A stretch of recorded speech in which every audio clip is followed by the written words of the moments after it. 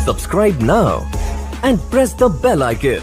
Never miss an friends, आज की इस वीडियो में मैं कुछ खास टॉपिक पर बात करने वाला हूं जो कि आपको जानना बहुत ज़रूरी है, जैसा कि आपने थंबनेल में देख ही लिया होगा।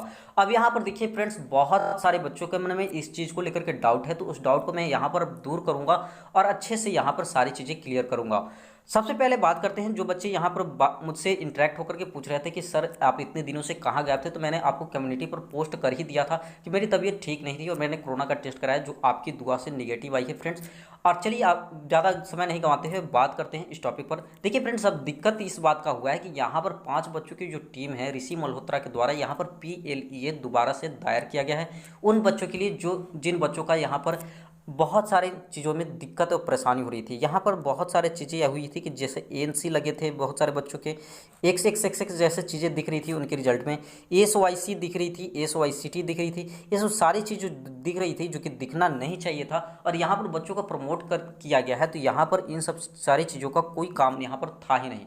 अब दिक्कत इसी बात का हुआ है कि NIOS पर देखिए फ्रेंड्स दबाव था एक चीज़ को लेकर के सुप्रीम कोर्ट के द्वारा, ठीक है, सुप्रीम कोर्ट के द्वारा NIOS बोर्ड पर दबाव था कि 7 अगस्त से पहले पहले उनके रिजल्ट डिक्लेयर करने हैं। अब इन्होंने किया क्या है कि इनके पुराने जो मॉडल है रिजल्ट को डिक्लेयर करने के, उसी के आधार पर यहाँ पर रिजल्ट को डिक्लेयर कर दिया है।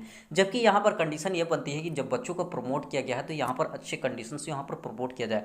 और दिक्कत अगर इस बात का होता कि अगर बच्चों ने अगर TMA जमा नहीं किया है, प्रैक्टिकल नहीं जमा किया है, तो अगर आप उनका ये सब सारे NC या SYC लगाते हैं या SYCP लगाते हैं जो कि प्रैक्टिकल के लिए है, चाहे थ्योरी के लिए है, SYCT लगाते हैं, तो वो मान सकते हैं। लेकिन यहाँ पर बहुत सारे बच्चों ने अपना TMA जमा किया है, प्रैक्टिकल भी जमा किया है, लेकिन उनको NC लिखा हुआ आ रहा है, यानी कि नॉट अप्रोप्रिएट कंटेंट, यानी कि मैं आप यहाँ पर आपका कोई कंटेंट नहीं है जिसके थ्रू आपको यहाँ पर प्रमोट किया जाए या पास किया जाए, जो कि यहाँ पर बहुत बड़ी गलती हुई है NIOS बोर्ड की तरफ से, और ऐसा नहीं होना चाहिए था। उनको सबसे पहले अच्छे से देख लेना चाहिए था, हो सके तो थोड़े 1-2 दिन के बाद, इतनी जल्दबाजी कुछ नहीं थी, 7 अगस्त को देते, लेकिन अच्छे से कर करके डिक्लेयर करना चाहिए था उनको रिजल्ट, ठीक है। अब यहाँ पर देखिए, मैंने आपको पहले ही बता दिया था कि 5 अगस्त को 5 PM पर रिजल्ट आएंगे, और जो अंदर की बात थी मैं अंदर तक रिसर्च करता हूँ उसके बाद ही आपको बताता हूँ, ठीक है।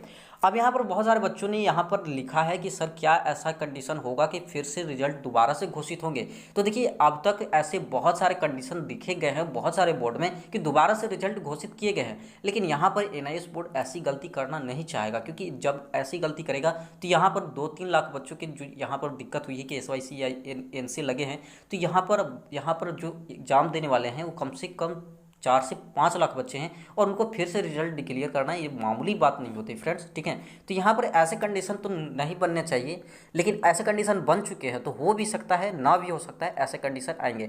लेकिन यहाँ पर देखिए, सुप्रीम कोर्ट में जो सुनवाई होनी वाली है, जो याचिका दायर हुआ है, अब उस पर डिपेंड करता है कि सुप्रीम कोर्ट इस चीज़ को कैसे लेता है, कैसे मखौल करता है, और उसके बाद क्या कंडीशन आती है, क्योंकि अभी तो याचिका दायर हुई है, उसके डेट नहीं अभी तक आए हैं कि क्या सुनवाई होगी, ठीक है।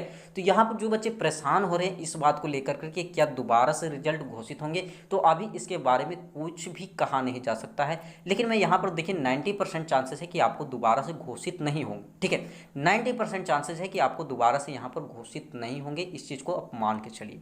यहाँ पर उन्हीं बच्चों के यहाँ पर रिजल्ट में सुधार किए जाएंगे जिनकी ऐसी चीज़ें देखने को मिले हैं। और देखिए, यहाँ पर जो आपका ग्रेटर नोएडा का जो ऑफिस है, जो इसका ब्रांच है, वहाँ पर बहुत सारे बच्चों ने प्रदर्शन किया था, आप वीडियो को देख सकते हैं जो प्लेस होगी वहाँ पर, और यहाँ पर बहुत ज़्यादा तोड़फोड़ हुई।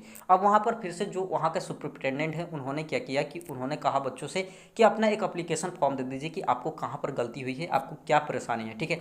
और वहाँ पर बहुत सारे बच्चों ने अपना एप्लीकेशन दिया है, लेकिन जो बच्चे यहाँ पर ग्रेटर नोएडा के थे उन्होंने तो एप्लीकेशन दे दिया जो वहाँ पर मौजूद थे, लेकिन बहुत सारे बच्चे जो केरला के हैं, जो हिमाचल प्रदेश के हैं, जो तमिलनाडु के हैं, जो बिहार से हैं या अदर स्टेट से हैं, वे तो कैसे अपना एप्लीकेशन दें। तो ज़्यादा से ज़्यादा आप जाइए अपने रीजनल सेंटर पर, जाइए जहाँ पर है वहाँ पर इस चीज़ को दीजिए, एप्लीकेशन दीजिए कि यहाँ पर हमें इस चीज़ में सुधार होनी चाहिए। आप देखिए, बहुत सारे बच्चे कहेंगे कि यहाँ पर एप्लीकेशन क्यों देना जबकि सुप्रीम कोर्ट में याचिका दायर हो गई है। देखिए, आपका जो एप्लीकेशन फॉर्म होता है वो आपका लीगल प्रोसीजर होता है। देखिए, अगर सुप्रीम कोर्ट में भी आपको सुनवाई करवानी है तो आपको सबसे पहले वहाँ पर लीगल प्रोसीजर देनी होती है कि हाँ भाई मुझे ये चीज़ें दिक्कत परेशानी हुई है। सबसे पहले आप जाकर के अपने रीजनल सेंटर में अपना एप्लीकेशन दीजिए, उसके बाद देखिए कि वहाँ पर क्या कंडीशन आती है। उसके बाद तो याचिका दायर हुई है, उसके बाद तो देखेंगे ही कि क्या कंडीशन बनी है। अभी उसकी सुनवाई की डेट नहीं आई है, जैसे ही सुनवाई की डेट आएगी उसकी कुछ भी अपडेट और भी ज़्यादा कुछ मिलती है तो मैं आपको बताता रहूँगा। और मेरी तबीयत बहुत अच्छी है और आप लोग की दुआ से बहुत अच्छी तबीयत है मेरी।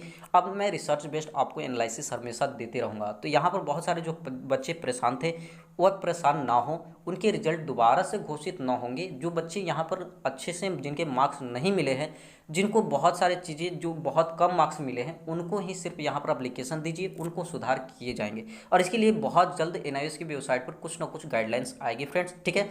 तो मिलते हैं अगले वीडियो में, तब तक के लिए जय हिंद।